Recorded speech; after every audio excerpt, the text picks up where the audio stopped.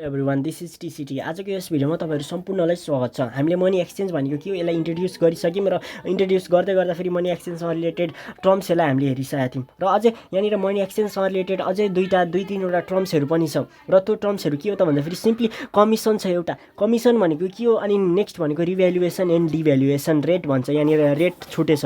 अब यो भनेको के हो आजको यस भिडियोमा हामी यसैको बारेमा चर्चा गर्छौं। जस्तै कमिसन भनेको के हो त भन्दा फेरि सिम्पली अब कमिसन बुझ्नुभन्दा अगाडि हामीले थाहा पायौं कि कुनै पनि भनौं न कुनै पनि हामीले कहीँ पनि पैसा साट्न गयौं भने मानौं मसँग फरेन करेन्सी भनेको युएस डलर लिदिन्छु। युएस डलर चाहिँ 100 रुपैयाँ छ र 100 रुपैयाँ चाहिँ नेपाली करेन्सीमा मैले चाहिँ कन्भर्ट गर्दैछु भने उसले मलाई के गरिदिन्छ त मसँग 100 रुपैयाँ चाहिँ के छ त भन्दाखेरि युएस डलर छ र युएस डलर चाहिँ म बैंकमा अथवा कहीँ फाइनान्शियल इन्स्टिट्युटमा गए भने चाहिँ बैंकमा गए भने चाहिँ के गरिदिन्छ त भन्दाखेरि उसले सिम्पली मैले चाहिँ नेपाली रुपीजमा कन्भर्ट गरिदिनु भन्यो भने उसले नेपाली रुपीजमा कन्भर्ट गरिदिन्छ। भन्न खोजेको बैंकलाई हामीले युएस डलर दिउँ। युएस डलर दिनु भनेको के हो त बैंकले उसले बाई गर्नु उसले बाइङ रेटमा चाहिँ हामीलाई नेपाली रुपीजमा कन्भर्ट गरिदिन्छ। अब यसको जति हुन्छ 100 रुपैयाँको मानौँ मैले यसो मिनिमम के गरेको त भन्दाखेरि जस्ट प्रिडिक्ट 10,000 मैले प्रिडिक्ट गरेँ 10,000 हुन्छ अरे मानौँ हो। अब युएस डलर यतिको चाहिँ यति हुन्छ। तर अब यो गर्दै गर्दा यो ट्रान्ज्याक्सनमा चाहिँ उसले कमिसन लगाइदियो। कस्तो कमिसन त भन्दा फेरि प्रत्येक $1 चाहिँ 1.5% कमिसन लगाइदियो अरे मानौँ। अथवा 1.5% कमिसन लाग्नु नै के हो त भन्दा फेरि प्रत्येक $1 चाहिँ 1.5 कमिसन लिनु भन्न खोजेको, अझै धेर लिनु भन्न खोजेको। सिम्पली यहाँनिर चाहिँ उसले चाहिँ हामीलाई यति दिनु पर्थ्यो अथवा हामीले सिम्पली बुझ्नु पर्यो कि युएस डलर अथवा यो कुरा यहाँनिर यो कहानी अर्को कहानी बनाइदिन्छु मैले। जस्तै नेपाली मैले 10,000 रुपैयाँ लिएर गएँ अरे, नेपाली 10,000 लिएर गयो भने मैले युएस डलर 100 पाउँछु अरे। ठिक छ, युएस डलर चाहिँ 100 पाउँछु अरे। तर यहाँनिर के भन्नु त भन्दा फेरि प्रत्येक $1 चाहिँ 1.5 कमिसन लाग्छ अथवा होल ट्रान्ज्याक्सनमा 1.5% चाहिँ कमिसन लाग्छ, अझै धेर लाग्छ भन्न खोजेको। जस्तै म एक्सचेन्ज गर्न गएँ नि त ब्याङ्कमा र एक्सचेन्ज गर्दै गर्दा फेरि चाहिँ उसले के गर्यो त भन्दा फेरि सर्भिस दियो हामीलाई र सर्भिस दिए बापत चाहिँ के गर्यो त भन्दा फेरि यहाँनिर सिम्पली के गरिदियो त भन्दा फेरि सिम्पली उसले कमिसन लियो, सर्भिस ट्याक्स लियो। जस्तै ट्याक्स भनिदैन हो, ट्याक्स लगाइदियो सर्भिस गरे बापत चाहिँ। अथवा मैले यो काम गर्दै मैले यो कन्भर्ट गर्दै र यस कन्भर्ट गरे बापत चाहिँ मलाई यति कमिसन चाहिन्छ भन्न खोजेको। सिम्पली भनेपछि अब यतिमा यति आउँथ्यो भने अब यतिमा यति आउँदैन। अब कमिसन लागिसके पछाडि यसको अझै 1.5% चाहिँ अझै एड हुँदा मात्रै यति किन्न पाइन्छ भन्न खोजेको। US dollar 100 is to NPR र एनपिआर 10,000 प्लस 1.5% अफ कति त 10,000 हुन्छ। अब यसरी बुझ्नु पर्यो हो। यसरी प्लस गर्दै गर्दाखेरि चाहिँ अब कति आउँछ त्यो नि के हुन्छ त भन्दाखेरि सिम्पली त्यो नि के हुन्छ त यतिसँग बराबर राख्छ भन्न खोजेको। $80 चाहिँ किन्न मिल्छ अब यतिले भन्न खोजेको। सिम्पली 1.5 होइन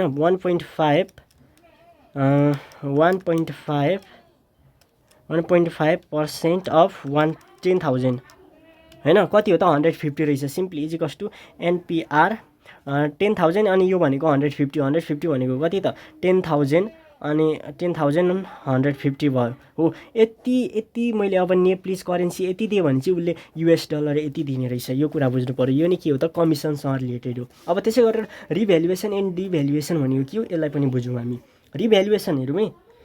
यहाँहरूमै रिभ्यालुएसनको कुरा गरिदिँदैछु म। अब रिभ्यालुएसन भनेको हाम्रो मनी इन्क्रिज हुनु हो। जस्तै युएस डलर $1 चाहिँ 130 एनपिआर पर्छ अरे। यो जतै लेख्ने केही फरक पर्दैन, अगाडि लेख्ने पछाडि लेख्ने केही फरक पर्दैन। युएस डलर $1 किन्ने बापत चाहिँ 130 रुपैयाँ नेपाली रुपिज पर्छ भने अब रिभ्यालुएसन नेपाली रुपिजमा रिभ्यालुएसन आयो अरे। लु मैले अहिले कुरा गर्दै पर्सेन्टको यो चाहिँ केमा हुन्छ त भन्दा फेरि रेट आइरहेछ भनेपछि पक्कै पनि रिभ्यालुएसन रेट आउँछ भनेपछि यहाँनिर नेप्लिज करेन्सी चाहिँ कसरी भयो भन्दा फेरि नेप्लिज करेन्सी इज रिभ्यालुएटेड बाई 2% भनिदियो भने हेरौँ 2% भनिदियो भने सिम्पली यहाँनिर के बुझ्नु पर्यो त भन्दा फेरि नेप्लिज करेन्सीमा चाहिँ राइज आयो भन्न खोजेको। नेप्लिज करेन्सी बढ्यो। यसको मतलब 130 देखि 132 भएको होइन, यो 130देखि 128 126 जस्तो यस्तो भएको हो भनेर बुझ्नु पर्यो। किन नेपाली करेन्सी बढ्नु अथवा यो रिभ्यालुएसन भनेको सिम्पली नेपाली करेन्सीको चाहिँ के हो त स्ट्रेन्थ बढ्नु अथवा पावर बढ्नु भ्यालु बढ्नु भन्ने हो। अब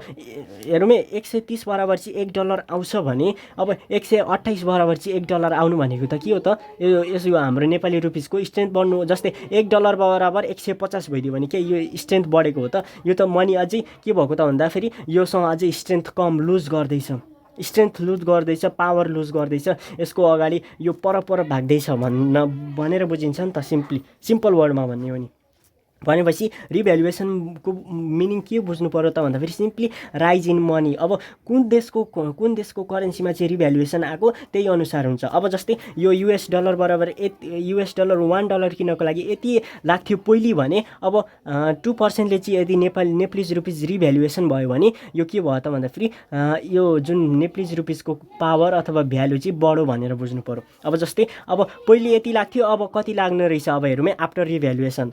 After revaluation, after revaluation in NPR currency है त। अब US dollar 1 is equals to 130 NPR plus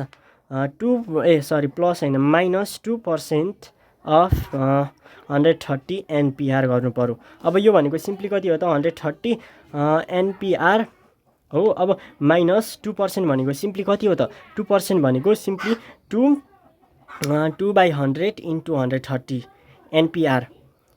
अब सिम्पली यो क्यान्सल आउट 2 कति जा भन्दाखेरि 2 5 जा। अब 5 ले 13 लाई डिभाइड गर्ने, 5 ले 13 लाई डिभाइड गर्दा 130 NPR minus 13 divided by 5 NPR भयो। ठिक छ 13 डिभाइडेड बाई 5 भयो।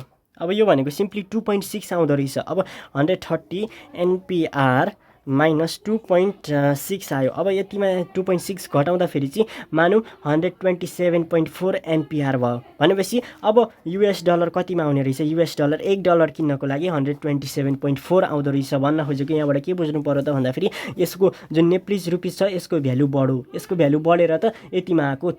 थोर नेपाली रुपिसमा $1 आयो, पहिले धेर नेपाली रुपिसमा $1 आउँथ्यो तर त्यही $1 चाहिँ अहिले त्योभन्दा थोर मनीमा चाहिँ आउनु नै के हो त नेप्लिज रुपिसमा चाहिँ के आउनु त नेप्लिज रुपिसको पावर बढ्नु हो भनेर बुझ्नु पर्यो। अब डिभ्यालुएसन भनेको सिम्पली त्यसकै अपोजिट DEVALUATION डिभ्यालुएसन यही होला। सो डिभ्यालुएसन आयो भने हेरौँ US डलर अघि $1 $1 बराबर चाहिँ 130 NPR थियो। अब यहाँ हेरौँ अहिले के कुरा गरिदिन्छु। यदि यहाँनिर चाहिँ 2%ले चाहिँ नेप्लिज रुपिसमा रिभ्यालुएसन आयो भन्नुको मतलब के हो त भन्दाखेरि नेप्लिज रुपिस चाहिँ 2%ले घट्यो। 2%ले घट्यो भन्न खोजेको नेप्लिज रुपिसको पावर अथवा मनीको भ्यालु चाहिँ 2%ले चाहिँ घट्यो भन्न खोजेको। अब घट्यो भने पावर घट्नु भनेको के हो त 130 देखि 132 33 34 हुनु होइन त। जो हामीले चाहिँ धेर पैसा तिर्नु परेन त $1 पाउनको लागि, त्यो नै के हो त मनीको भ्यालु बढ्नु हो। मनीको भ्यालु चाहिँ कम हुनु होइन र। जति अब 100 अब मानौँ 130 रुपियाँमा चाहिँ $1 आउँथ्यो भने अब 150 मा $1 आउन थाल्यो भने हाम्रो नेपाली भ्यालु के भएको त नेपाली भ्यालु चाहिँ डिभ्यालुएसन भएको होइन त। डिभ्यालुएसन भनेको के हो त डिक्रिज भएको होइन र भनेर चाहिँ बुझ्नु पर्यो।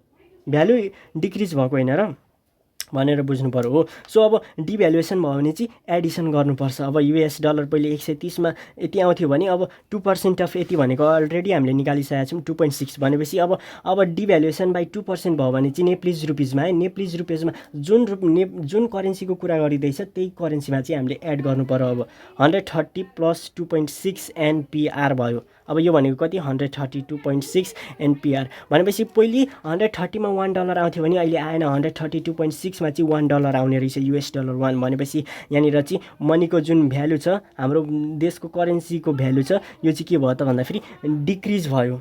यो कुरा बुझ्नु पर्यो।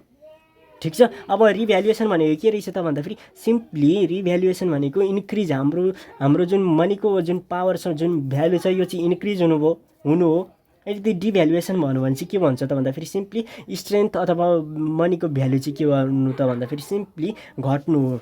यति कुरा बुझ्नु पर्यो है त।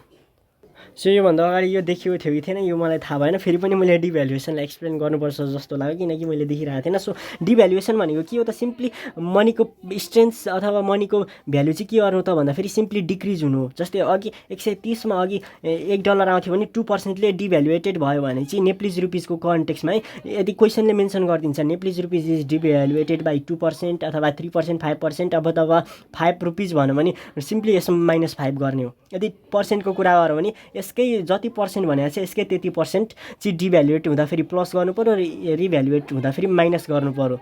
भन्न खोजेको रिभ्यालुएसन भनेको इन्क्रिज अथवा राइज, मनी चाहिँ के हुनु त, मनीको पावर बढ्नु हो भने डिभ्यालुएसन भनेको घट्नु हो भनेर बुझ्नु पर्यो। अहिलेको केसमा 130 मा $1 आउँथ्यो तर अब 2% यसको 2% भनेको 2.6 हो र 2.6 अब यदि डिभ्यालुएटेड बाई 2% भयो भने 2.6 त एक्स्ट्रा अझै थप्नु पर्यो, 132.6 भयो र 132.6 एक्स्ट्रा तिरिराख्नु पर्यो यसको लागि। यदि अघि यतिमै आउँथ्यो भने अहिले यतिमा आउँछ भनेपछि हाम्रो देशको नेप्लिज करेन्सीको के हुनु त भन्दा फेरि भ्यालु घट्नु हो। यो भनेको घट्नु होइन, जति धेरमा हामीले